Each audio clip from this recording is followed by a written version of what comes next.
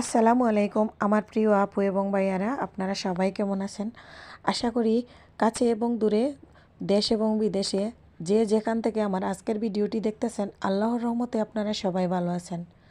আমিও আপনাদের দোয়া এবং ভালোবাসায় আল্লাহ তাআলার অশেষ রহমতে বেশ ভালো আছি। প্রতিদিনের মতো চলে আসলাম নতুন আরেকটি ব্লগ ভিডিও নিয়ে। আমি হাসনা হেনা। তো আপনাদের কাছে আজকে একটা অনুরোধ করব, প্লিজ আমার ভিডিওটি না টেনে ফুল ভিডিও দেখবেন। খুবই ছোট্ট একটা ভিডিও, আর ভিডিও দেখার শুরুতে একটা লাইক দিয়ে আমার ভিডিওটা কন্টিনিউ করে রাখবেন।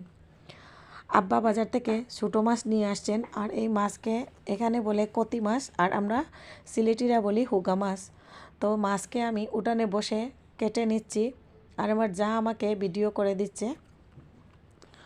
এই মাছ কাটতে তেমন একটা বেশি সময় লাগে না, খুব সহজে কেটে নেওয়া যায়। তা আমি মাছগুলা কাটবো, আর ও আমার সাথে দুষ্টামি করতেছে। এইদিকে ওয়ালিদের বাবা গরুর গোস্ত নিয়ে আসছে, তো গোস্তগুলোও আমি একটু সাইজ করব, একটু বে সাইজের মাংসগুলা। তো এগুলো দেখে নিলাম, ডেলে নিয়েছি একটা গামলায়। ছোটো মাছের মধ্যে একটু বড় বড় যেগুলা, এগুলা একটাতে রাখছি, আর একবারে ছোটো যেগুলো ওটা আলাদা রাখতেছি।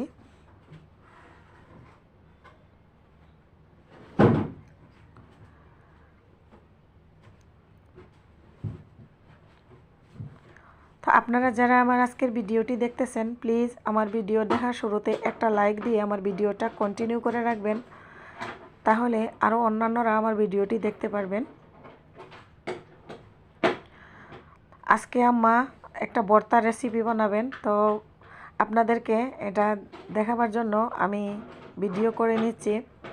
আর যে এটা হলো টাকি মাছের ভর্তা, আর এখানে বসাইছেন পটলের ভর্তা। পটলের ভর্তা করার জন্য আর বেগুন ভর্তা করা হবে। পটলের ভর্তার জন্য পটল কেটে ছোটো ছোটো করে টুকরো করে কেটে, তারপরে শুটকি, পেঁয়াজ, কাঁচামরিচ, রসুন দিয়ে চুলায় বসিয়ে দেওয়া হয়েছে।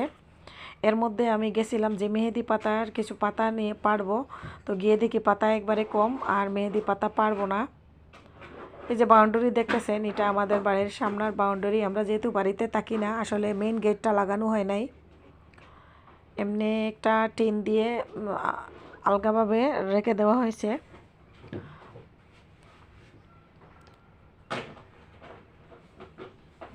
আমাদের বাড়ির যে একটা বাথরুম বাইরে আছে, আর একটা টিউবওয়েল আছে।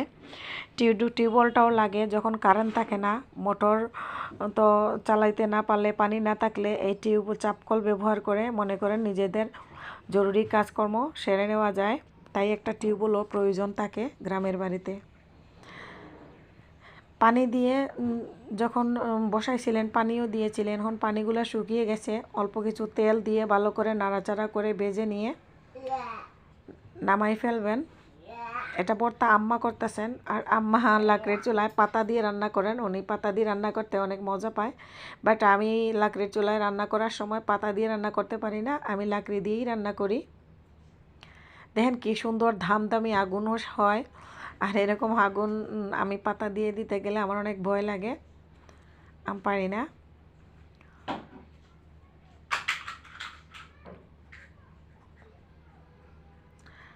আজকে আমাদের ভর্তাটা যেভাবে হচ্ছে, এভাবে আপনারা দেখে যদি আপনাদের ভালো লাগে, আপনারা একটু ট্রাই করে দেখবেন। আমি আশা করি আপনাদেরও ভালো লাগবে।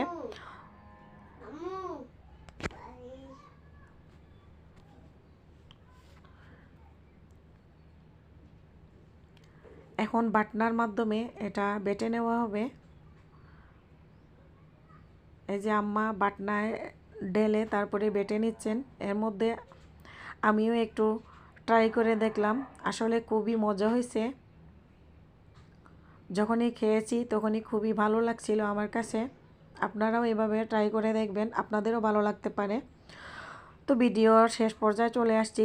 আপনারা যারা আমার ভিডিওটি দেখতেছেন, নতুন নতুন আপু এবং ভাইয়ারা, আপনারা প্লিজ একটা সাবস্ক্রাইব করে দিবেন, আর সাবস্ক্রাইব করার পর পাশে থাকা বেল আইকনে ক্লিক করে দিবেন, তাহলে আমি ভিডিও ছাড়ার সাথে সাথে নোটিফিকেশন চলে যাবে, আপনারা আমার ভিডিওগুলো দেখতে পারবেন। আর আমার যে আপুরা ভাইয়ারা ভিডিও দেখে সুন্দর সুন্দর কমেন্ট করেন, তাদেরকে অসংখ্য ধন্যবাদ।